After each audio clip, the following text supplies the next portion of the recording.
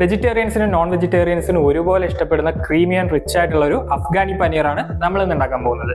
So fried റൈസിന്റെ കൂടെയും ചോറിന്റെ കൂടെയൊക്കെ അടിപൊളി കോംബോ ആണ്. റെസ്റ്റോറൻറ്റിലൊക്കെ നല്ല പ്രൈസ് വാങ്ങുന്ന ഒരു ഐറ്റമാണ്. ഈസി ആയിട്ട് വീട്ടിൽ തന്നെ ഉണ്ടാക്കാം. So welcome back to IT Cook. വീഡിയോയിലോട്ട് പോവാം. വാ.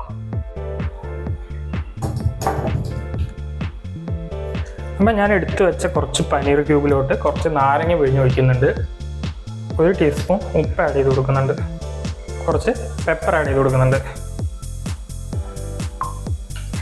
ഞാൻ കുറച്ച് ഇഞ്ചി വെളുത്തുള്ളി പേസ്റ്റും കൂടെ ആഡ് ചെയ്ത് കൊടുക്കുന്നുണ്ട്.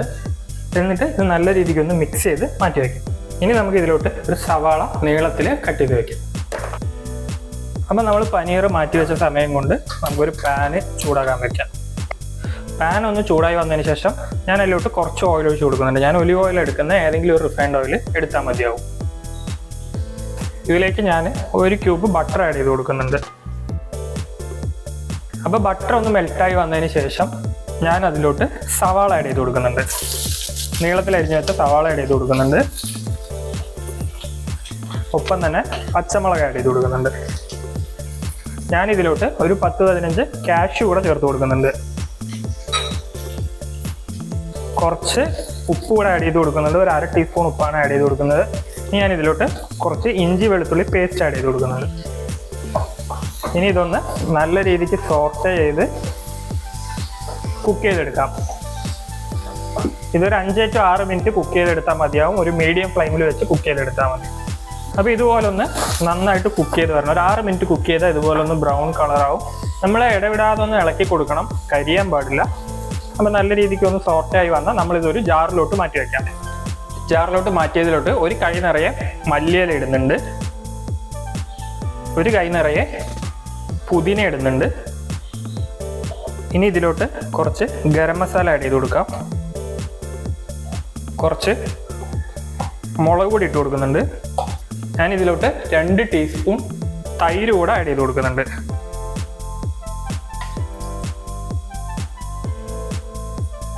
ഇത് നന്നായി ആറിയതിന് ശേഷം മാത്രമേ അരച്ചെടുക്കാൻ പാടുള്ളൂ. അപ്പോൾ ആറുന്നതിന് മാറ്റി വയ്ക്കാം. ഇനി അത് ആറുന്ന സമയം കൊണ്ട് നമുക്ക് സെയിം പാനിലോട്ട് കുറച്ചുകൂടെ ഓയിൽ ഒഴിച്ചു കൊടുക്കാം. കുറച്ചുകൂടെ ബട്ടർ ആഡ് ചെയ്ത് കൊടുക്കാം. ബട്ടർ ഒന്ന് മെൽറ്റായി വന്നതിന് ശേഷം നമ്മൾ മാറ്റി വെച്ചിരുന്ന പനീർ ഒന്ന് ഫ്രൈ ചെയ്തെടുക്കാം.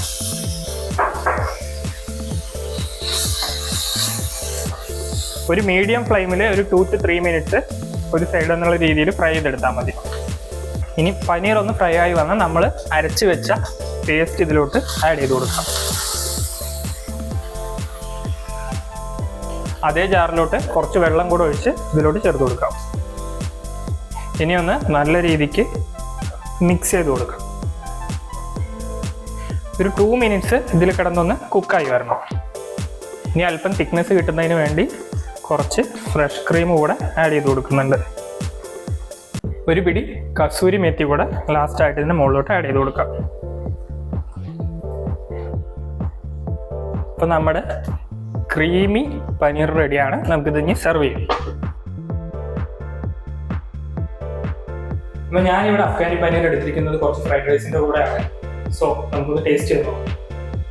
നല്ല ക്രീമിയാണ്, നല്ല ചൂട്, നല്ല മല്ലിയിലയുടെയും പുതിനയുടെയും ഒക്കെ നല്ല ഫ്ലേവർ വരുന്നുണ്ട്. നല്ല ടേസ്റ്റ് ഉണ്ട്. സോ അപ്പോൾ നിങ്ങളും ഉണ്ടാക്കി നോക്കുക. വളരെ ഈസി ആയിട്ട് ഉണ്ടാക്കാം. അപ്പോൾ ചാനൽ സബ്സ്ക്രൈബ് ചെയ്യാത്തവരെല്ലാവരും ഒന്ന് ചാനൽ സബ്സ്ക്രൈബ് ചെയ്ത് സപ്പോർട്ട് ചെയ്യാം. വീഡിയോ മറ്റുള്ളവർക്ക് ഷെയർ ചെയ്ത് കൊടുക്കുക. സോ അടുത്തൊരു വീഡിയോ ആയിട്ട് കാണുന്നതുവരെ എല്ലാവർക്കും ബൈ.